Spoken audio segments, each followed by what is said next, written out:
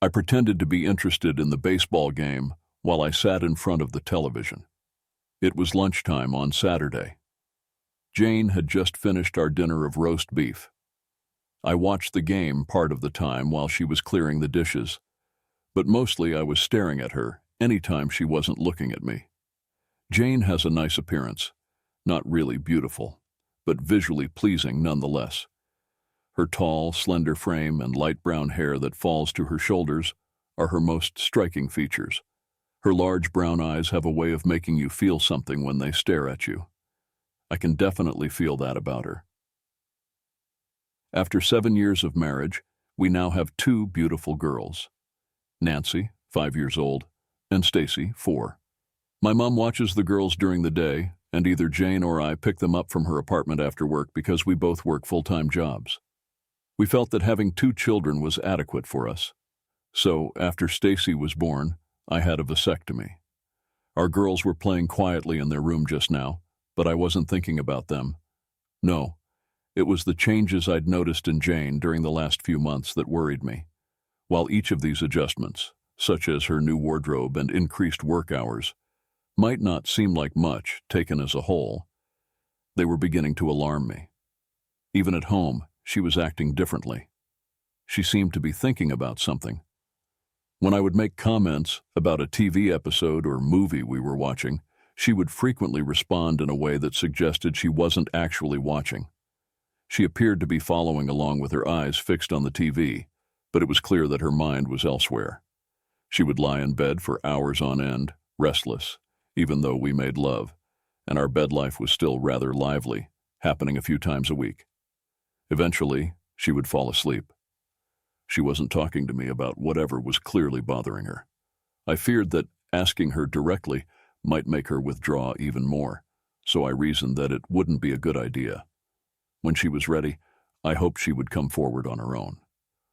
Why was she keeping things to herself this time, when we used to discuss everything and everything freely? Jane enjoyed to try out new recipes and was an amazing chef. She had, in my opinion, spent a great deal of time on the internet communicating with other foodies and looking for new recipes and culinary inspirations. Even her online persona, Jenny, which her father used to call her, was familiar to me, since I saw it when I strolled by her computer. She participated in a food-focused chat room almost every night, but I got the impression they spoke about more than simply recipes. One evening, as I watched her clean the table, it dawned on me. How come I couldn't just use my laptop to enter that cookery chat channel covertly and see what they were talking about? I considered going undercover and chatting to her without letting her know I was her spy. But after thinking about it further, I felt it was wrong and couldn't bring myself to do it, especially considering I would be caught snooping on her. After a week, nothing had changed. When our daughters tried to win Jane's attention at home, she remained aloof and barely paid them any attention. I knew I had to do something. I made the decision to start listening in on her chat talks at that point. I registered with the username NewMum on the same chat platform she used the following day at work. I chose that name because I wanted the others to feel more at ease with me there, even if it was obvious that I was acting like a lady. Jane would typically log into her chat room at 8 p.m. once our daughters had gone to bed. So when I saw her walking to the small room behind the bathroom, where her computer was, on Tuesday night, I was prepared to go over and join her. I told her I was heading to my office downstairs to finish off some work and got up. She nodded in agreement, and I hurried to get to my home office. I waited for her username to appear in the kitchen chat area for several minutes after I logged in. 5 other women were present and engaged in conversation over the art of crafting the ideal cheesecake. After 5 minutes, I was still scanning the bottom of the screen for my wife's username. Then, I received a message from one of the women asking if I had any original cheesecake recipes. I explained that I had never cooked one before and was there to learn from people who understood how to avoid the unpleasant situation. Jenny appeared as the newest user in the chat, just as I was finishing up. Jenny was among those who began offering me tips on how to bake cheesecakes, including what kind of cheese to use and how much of it. It soon became difficult to follow the conversation, as the chat room filled with roughly 12 people attempting to communicate at once. I gave Jenny a freshly created Hotmail address just for the purpose of asking her to email me her cheesecake recipe. At work, the following day, I came into Jenny's email including the recipe.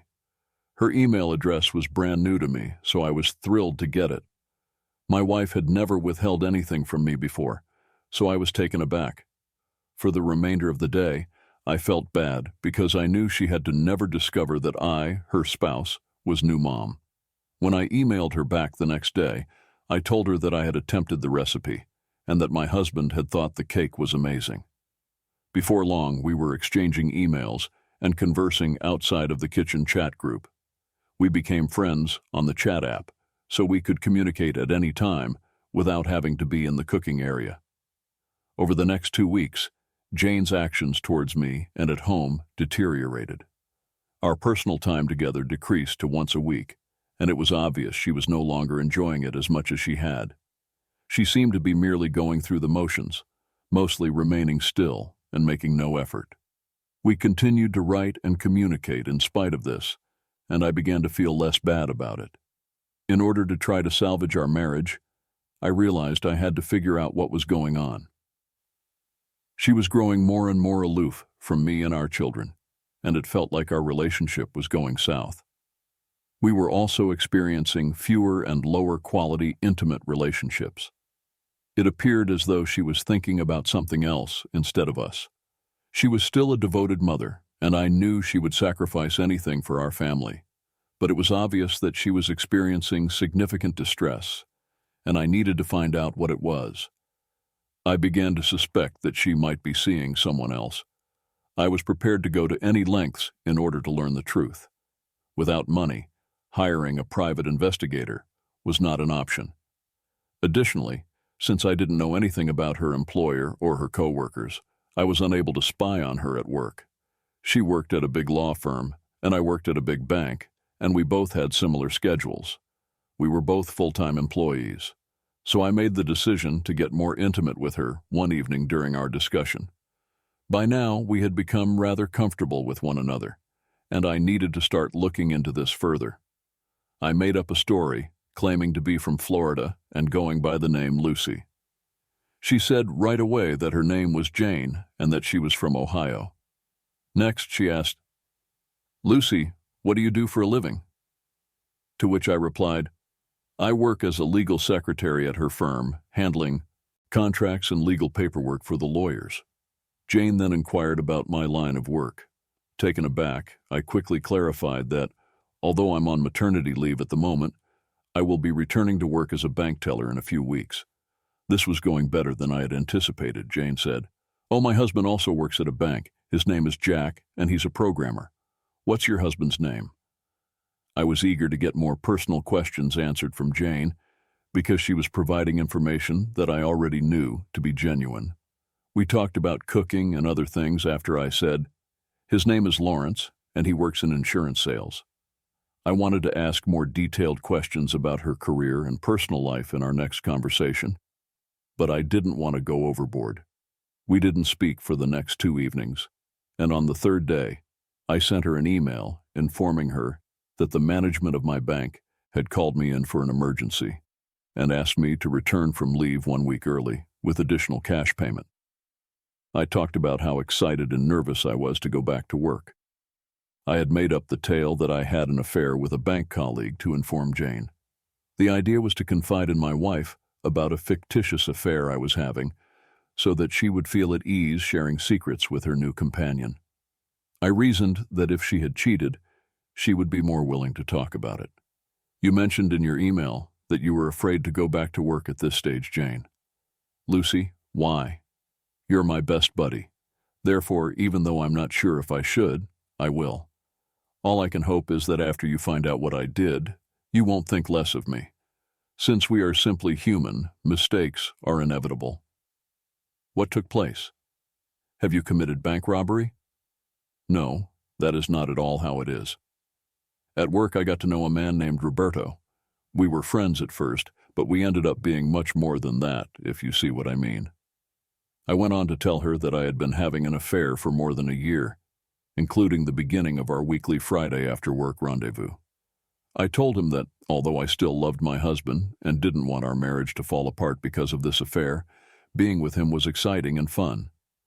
Jane didn't appear to like that I was telling her story, because she let me to go on for a while without interjecting with any questions. I could imagine her seated before her computer in that tiny ground floor room, maybe considering the similarities to her own circumstances, presuming she was cheating. "But you just had a baby. Are you sure your husband is the dad?" she finally asked Lucy, as I watched it slowly come up on my screen. "To be honest, I don't know who the father is, which is why he can never find out about my affair." I then pretended to be crying and typed that I had to go, because I was too distressed to type anymore.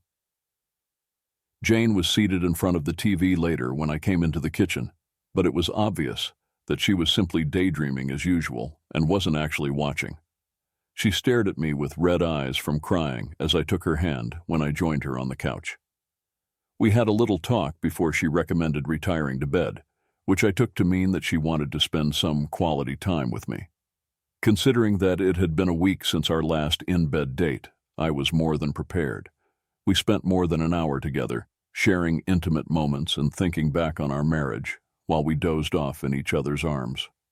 I questioned whether my wife and I's fictitious internet friendship was helping me the following day at work. We did end up becoming close the previous evening, but I hadn't gained any new insight from her. I reasoned that in order for Jane to feel safe discussing secrets with her friend Lucy, especially since she now suspected Lucy was hiding something too, I first needed to create a trustworthy environment. Over the weekend, Jane and Lucy were silent. But on Monday, I emailed Jane from work, feigning excitement over my first conversation with Roberto in 3 months. I couldn't wait to tell her about this. I went to my office in the basement that evening after the kids went to bed, got on my computer, and waited for Jane to join us for our talk. "I'm excited to talk to you tonight. I have some exciting news to share," I said. In her response, Jane acknowledged receiving my email and made a joke about being able to anticipate why I was feeling so upbeat. Roberto was just as excited to finally speak with me again, and I could feel he still has feelings for me. "It made me really happy," I said. "But if he really cared, why didn't he call or try to meet up with you these past 3 months?" she said. "Calling was not an option because I think Lawrence started suspecting something, and I'm almost certain he's monitoring our home phone, and checking my cell phone is easy for him when he looks at the bill," I said. "But why didn't you meet him in a motel like before when you were working?" she inquired. "That wouldn't have been possible. I was pregnant and didn't feel good about my appearance. Plus, I doubt Roberto wanted to be with someone who was pregnant," I responded. We talked for another half hour, and I could see Jane wasn't impressed with my description of the fake Roberto. My intention was to draw attention to the detrimental effects of infidelity by depicting Roberto as a stereotype, selfish cheater. On Tuesday, Jane and Lucy didn't speak, but on Wednesday, we did. Jane talked candidly about her personal struggles over the past few months during our conversation. After more than an hour of talk, I found out that she was, in fact, seeing someone else, a lawyer who also happened to be her boss. She disclosed that the man was her supervisor, Jason Weldon, a married lawyer with a child. Though Jane had mentioned Jason's name a few times previously, she hadn't mentioned him in the past few months. Their connection began almost a year ago on a conference trip to Atlanta, a fact Jane did not include in her account of the trip. She gave me the impression that she was going with another secretary, giving the impression that they were the only ones there. She had explained the trip's justification, that it would look good on her resume and possibly help her get promoted. After a group dinner on their first night in Atlanta, Jane told Lucy she and her boss went to the hotel lounge to have drinks.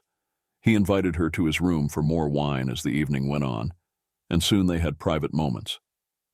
She found herself spending the next night in his room, repeating the event, despite her original feelings of remorse and shame following their first meeting. After reading my wife's confession, I was in complete shock. How she could betray our family in this way eluded me. She had more than one romance with this person. On the second time, she even spent the entire night with him.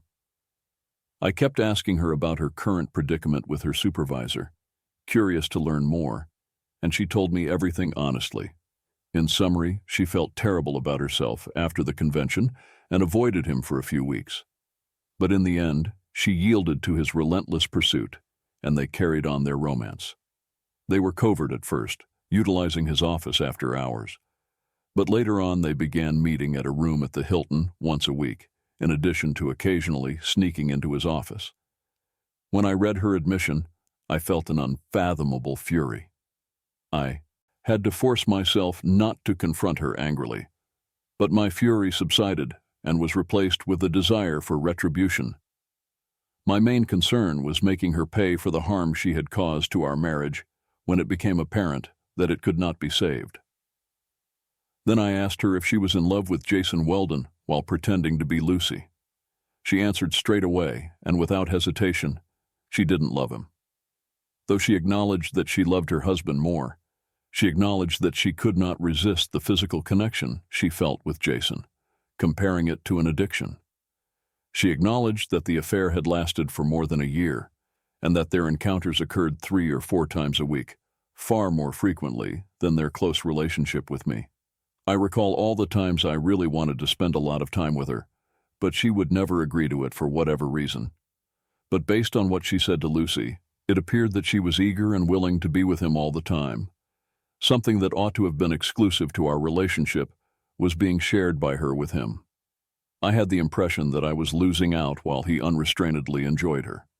It makes sense why I had seen a shift in her behavior for some time. As I gave it some thought, I saw that she might be preparing to depart for Jason. However, given that he was married and had a child, I questioned if he was genuinely in love with my wife, whether he thought my wife was a better fit, or whether the excitement of the affair was what drew him in. I was exhausted from our more than hour-long conversation. I needed more time to comprehend everything, but there were still a lot of unresolved questions. I excused myself, explaining that the baby needed me, and we agreed to talk again in a day or two before saying our goodbyes. When a man realizes his life is unraveling, what should he do? When he finds out his wife is constantly having an affair with another man in addition to being his. When he finds out that she finds this man to be incredibly enjoyable and that she finds it impossible to give up. She might have told me that I was her greatest love, but how could I ignore the reality that she keeps giving herself away to someone else? How could she love me and our girls, and yet betray us both at the same time? I was imprisoned in my own world of pain, sorrow, and neglect, while she was engulfed in a world of want. I was going to hold her accountable for the harm she had done to our family. I could see no greater punishment than removing her daughters from her. I'm going to file for divorce from her and fight for sole custody of our daughters. The most terrible thing that could happen to her would be losing them. Then, to make it more difficult for her to see them, I may move to a different state, making her life into a nightmare. In addition, I want to tell Jason's wife about the affair and think about suing their company for causing my marriage to fail. However, I started by gathering proof of her extramarital affair with Jason. After learning about the affair, it was very difficult for her to pretend that everything was normal around her, but she was too preoccupied with her private life to notice my dejection. Thus, Jane's life carried on essentially in the same way as it had the previous year. She had not spoken to Lucy for the past 2 days. I sent her an email that morning posing as Lucy to ask if she would be available to talk that evening. In response, she said that she would, and they agreed to meet at their usual hour. I needed to understand her feelings for Jason and her plans for the future, so I prepared a list of questions for her, even though I knew her responses would be painful. Before the kids were even asleep, I was at my computer, ready to chat, and I welcomed her as soon as she got on. "Lucy, I'm so relieved we're talking again. I've been reflecting on our last conversation non-stop," Jane replied. "I hope my previous words didn't upset you too much or make you think poorly of me," I responded. "Who am I to judge you? I've done things way worse than you. We're both just human after all, Jane informed me. Being able to talk to you about everything has really helped me. I don't have anyone else who gets what I'm going through. I usually share everything with my husband, but obviously this topic is off limits. LOL, Jane went on. Do you think your husband has any clue about what's happening? I responded. No, he doesn't suspect a thing. He trusts me completely. If he did find out, he'd lose it. He can get pretty intense, and I don't want to set him off, said Jane. You mentioned before that your husband got a vasectomy after your youngest was born. Aren't you scared that Jason could get you pregnant? I asked. I'm not worried about that because I've been on birth control pills for over a year, ever since things started with Jason, Jane said. You've got to be keeping those pills hidden, right? He can't know you're on them, I said. Yes, they're stashed away safely. I have a 3-month supply hidden in a shoebox in my bedroom. I take my pill every morning while he's in the shower, said Jane. I could tell my wife was having fun telling her buddy how she was tricking me. Not only was she betraying me, but it seemed like she enjoyed making me look bad. But I was getting ready to ask her a big question. Aren't you neglecting your husband? He must be feeling left out because of your affair, right? I responded. There was a long pause before she answered. Perhaps. We still have intimate moments. It's less frequent, but I don't think he minds. He loves me deeply. Besides, I can't be intimate with him right after being with Jason. He'd surely catch on, Jane candidly said. My wife hadn't thought about how her activities were affecting me. Aren't you worried he might seek affection elsewhere, given the lack of attention at home? I said. I hadn't thought of it like that. Now you've got me worried, said Jane. I didn't mean to frighten you, but it's something to consider, I responded. We covered a variety of subjects before coming to an end close to the end. My wife, who hadn't told me about the trip, eagerly told Lucy that she and Jason were taking a vacation to Atlanta in a few weeks. That night, it was difficult for either of us to sleep. My wife didn't appear interested in dating anyone that night, so I decided not to pursue it. It took me some time to fall asleep, and I became aware that Jane was having trouble as well. While I was lying there, I made the decision to speak with her on Saturday in the hopes of maybe saving our union. I brought up the topic while we were sitting at the kitchen table the following morning. Jane, have you realized our intimacy has really dropped off these past few months? We went from being close several times a week to hardly once. It's been nearly 2 weeks since we've been together. What's going on? Are you seeing someone else? I said in a direct voice. She halted, her fork in midair, obviously surprised by my direct inquiry. Her tone tightened. You're really bold to confront me like this, she shot back. Usually, Jane would call me Jake, but when she calls me Jack, it usually indicates that she's upset or trying to make a point. She had a really annoyed expression on her face. How can you question my loyalty after all these years? I've been juggling work and home, and it's natural for our physical relationship to cool off a bit over time. I think it's unfair for you to even suggest such a thing, she replied, her anger apparent. I explained, hoping she would understand my point of view. I'm not accusing you directly, Jane, but you've changed significantly this past year. Here, even our daughters feel it. They hardly come to you with their issues anymore. They come to me, I said. At that moment, her reaction became even more irrational. I realized that trying to talk about our problems any longer would be pointless. We only have 24 hours each day, and I can't always be there to tend to every need of our kids. It's only right that you pitch in too, she said in a stern voice. Her abrupt change in demeanor made it clear that she hadn't given her comments much thought before speaking. It is hardly the behavior of a loving mother to call her own kids brats. After a while, she appeared to realize her error, but the harm was already done. She was unable to retract her remarks. Her attitude changed from one of rage to one of concern, and she hurried to her bedroom. I realized that there was no point in trying to have a conversation. I put the matter on hold for the time being, since I know that individuals frequently use tears as an excuse to end a debate that isn't going their way. As is customary for her every week, Jane went shopping that Saturday afternoon. I figured she was probably shopping for new clothes for her upcoming vacation to Atlanta with Jason. As the kids were playing in their room and she was gone, I made the decision to look through our bedroom for her birth control pills. After approximately 15 minutes, I managed to locate them in her closet, precisely as she had told Lucy, tucked away in a shoebox with a pair of shoes. She'd been taking the pills for a year, probably since she started seeing Jason, because they were in a plastic case and there were 2 more sealed packs in the box. She would have no choice but to confess to the affair if she knew I had a vasectomy as a reason for the pregnancy. I felt a wave of pity, wrath, and despair at that same time. She wasn't the devoted spouse I'd married 7 years prior. The woman who used to have such deep affection for me was gone. I thought she was gone forever. As I held the pill dispenser, I thought of our girls and our family's future. Even though I was aware that my marriage was over, I knew that I could not allow her to be the only carer for my girls. I was sitting, on our bed, crying, holding the open pill case. My melancholy quickly gave way to despair, and then to a burning desire for vengeance against my wife and her partner. As I sat there, upset and with tears in my eyes, a plan began to emerge in my mind. It was a dangerous plan, far different from anything a good-hearted person would think about, but I had run out of room in my heart for forgiveness or kindness. I was full of hatred and bitterness. I brought my girls to my mother's house, took a medication out of the case with care, and went to the pharmacist.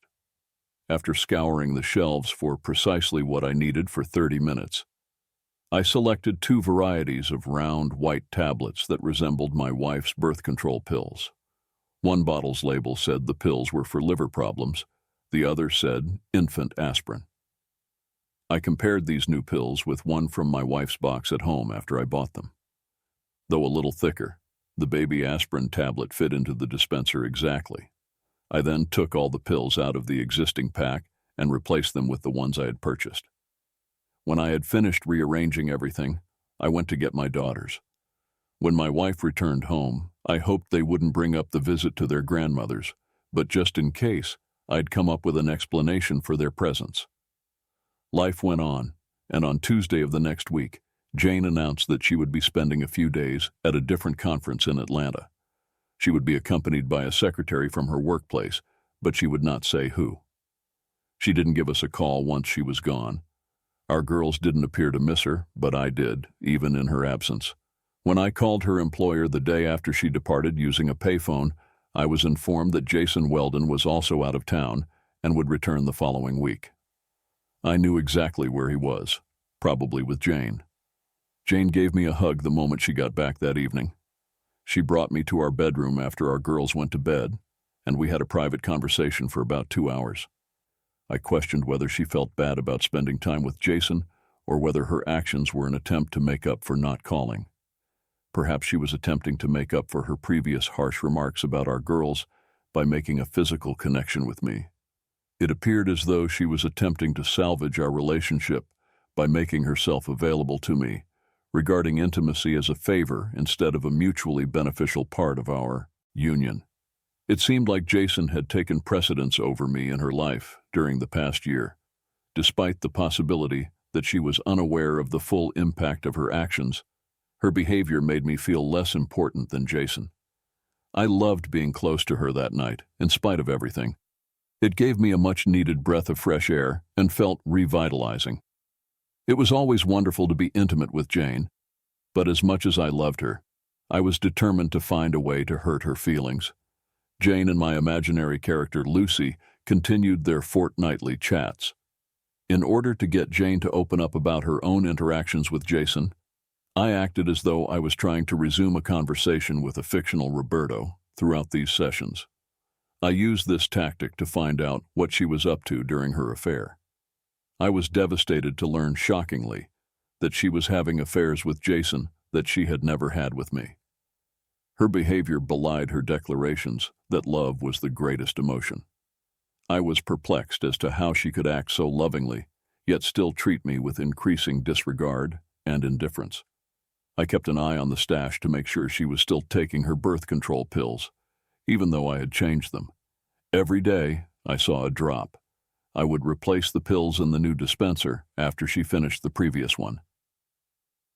A few weeks later, she got started. Jane started to act warmer and more present at home, and I saw a shift in her. She started to pay more attention to me and our girls. But one afternoon, nearly 2 weeks after her trip to Atlanta, she returned home clearly distressed. She cried and went back to her room when I asked her how she was feeling. I suspected that she wasn't feeling well, but learning that she hadn't used her birth control for the previous 2 days cleared my doubts. Jane stopped taking her daily birth control tablet because she was pregnant. I quickly took out the aspirin I had put in the dispenser and replaced it with the actual birth control pills I had kept in my office. I took this precaution in case she attempted to return the pills and claimed they hadn't worked as promised.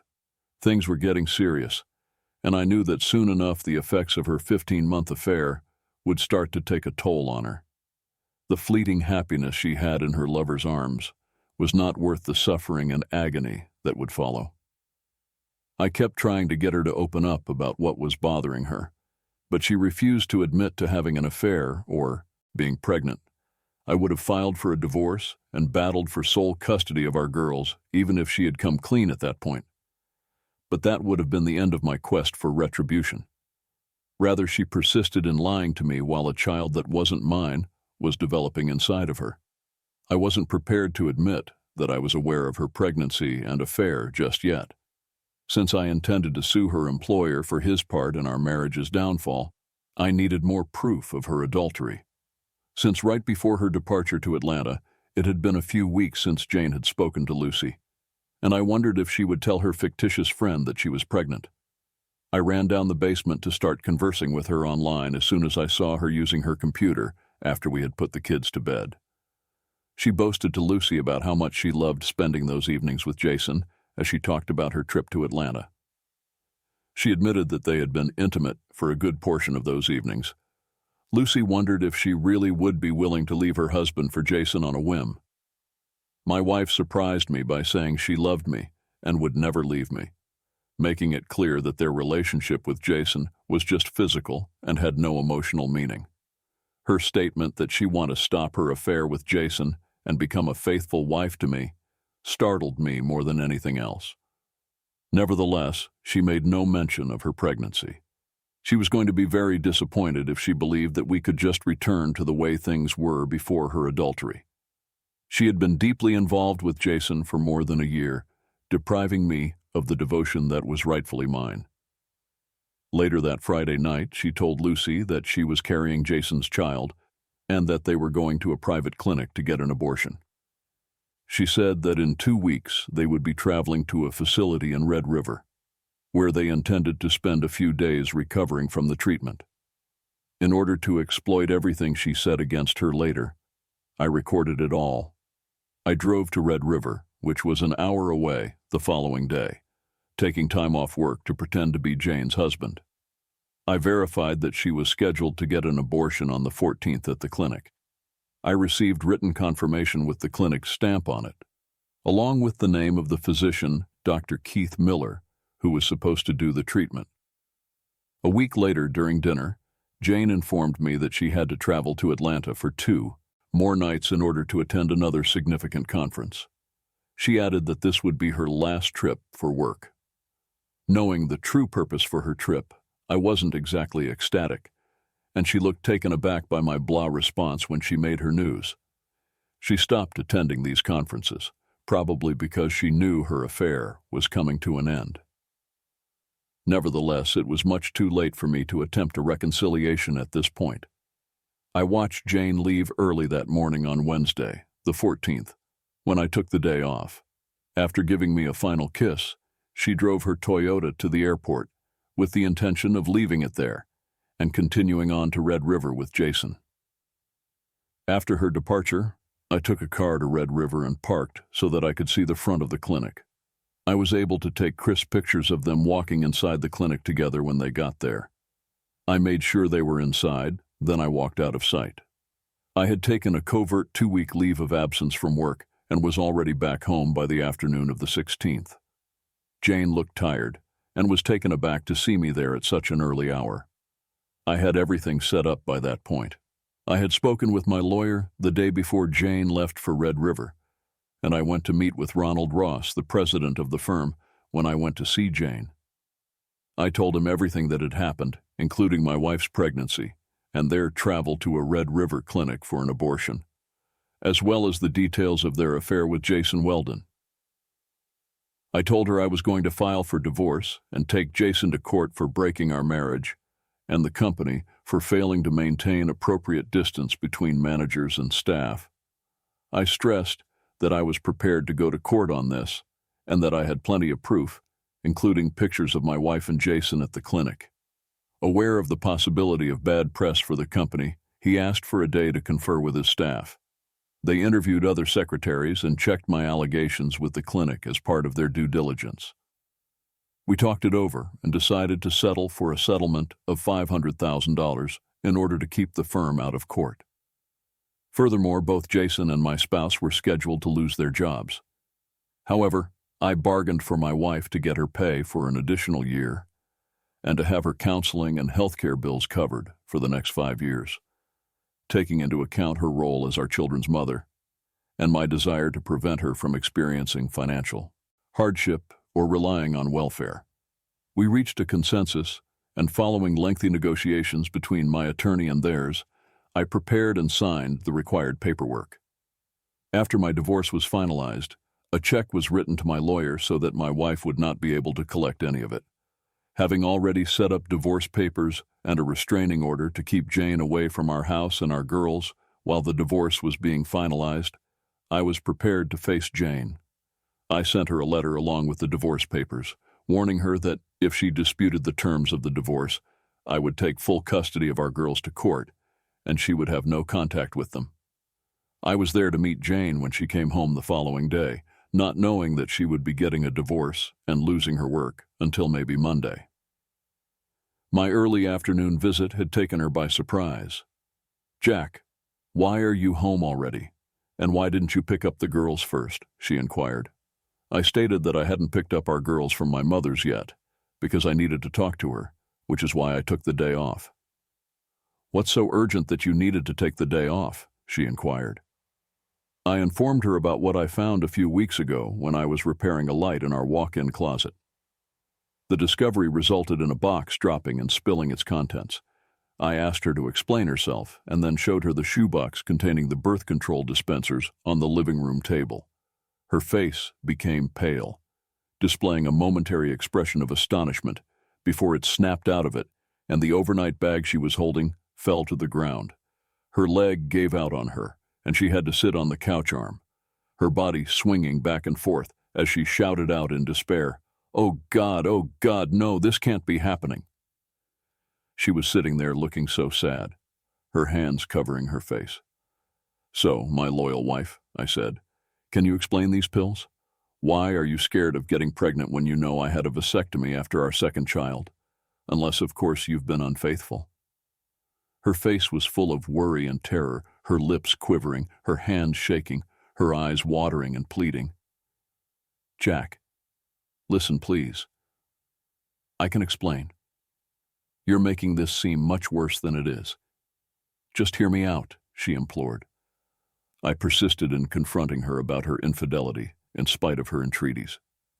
She begged, tears staining her blouse, her eyes red and swollen from the stress and emotion she was under. "You've been unfaithful for who knows how long, and now you think you can just explain away all the deceit? I don't love him, Jack. It's over. I've always loved you. We need to talk. There has to be a way to fix this," she said. "How can you claim to love me when you've been having an affair? You've broken our marriage vows, betrayed me and our daughters. I'll tell you everything. I hope you can understand, Jack. This happened out of the blue, and there was never any love involved," she said. "Yes, we definitely need to talk. You owe me a thorough explanation, especially about your so-called business trip to Atlanta, or more accurately, to Red River," I replied. Even if I had hit her with a blow to the face, she would not have looked more shocked. Her eyes were wide with terror, and her mouth hanging open as she looked at me in silence. She opened her mouth, but nothing coherent came out. She abruptly ran to her room in tears. "Yes, Jane, I'm fully aware of the Red River trip and the real reason you went there. Care to fill me in on any details I might be missing?" I was worried that she would hurt herself, so I stood there wondering if I should follow her. But I was unable to see how she was doing. She cried for a long while in her room for 2 hours before finally taking a shower. Her face, which showed signs of extreme agony, revealed the depth of her feelings when she came out of her long gown. Without looking at me, she asked me as she sat across from me at the kitchen table, "Jack, what are you going to do? I don't want to lose you. I'll do anything to make it right." "I believe it's a little too late for that," I answered. "Remember the months I spent trying to reach out to you, how much I wanted to be close to you? I would have done anything you asked, but you were reserving yourself for your affair, denying me what was mine by right. You've been eroding the love I had for you, Jane. Now there's hardly anything left." Once more she collapsed onto the table, her head nestled into her arms. "Forgive me, Jack. Please, tell me you still love me," she begged. Despite everything, a part of me wanted to console her at that precise moment. I knew it would be wrong to admit that I still loved her, even if I still did. I calmly demanded that she tell everything, including who her lover was, how they got together, and everything they had done. In the end, she told me everything. Because what she said confirmed what I already knew, I decided to believe her. She acknowledged having an abortion in Red River and acknowledged having multiple weekly encounters with Jason, including weekly meetings at the motel and interactions in his office. For the remainder of the weekend, we didn't really talk, and on Monday morning, she got the divorce papers at work. The head of the company told her and Jason shortly after that they were being let go due to the restraining order. She was too broken to go back home, but she called me at midday.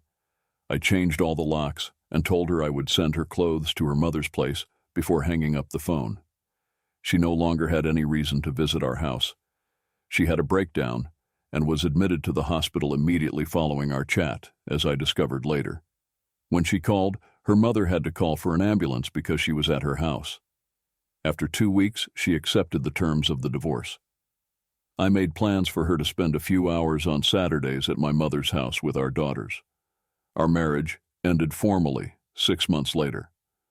Her mother informed me she was going through therapy, had lost a lot of weight, was very depressed, and hadn't left the house since she lost her job.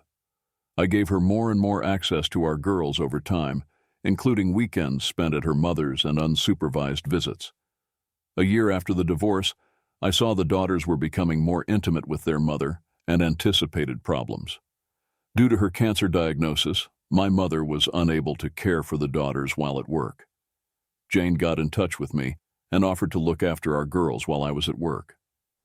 "Jane, I'm not sure what to think. Is that really a practical idea? Your parents' home is almost 30 miles away, and that daily commute could be too exhausting for the kids.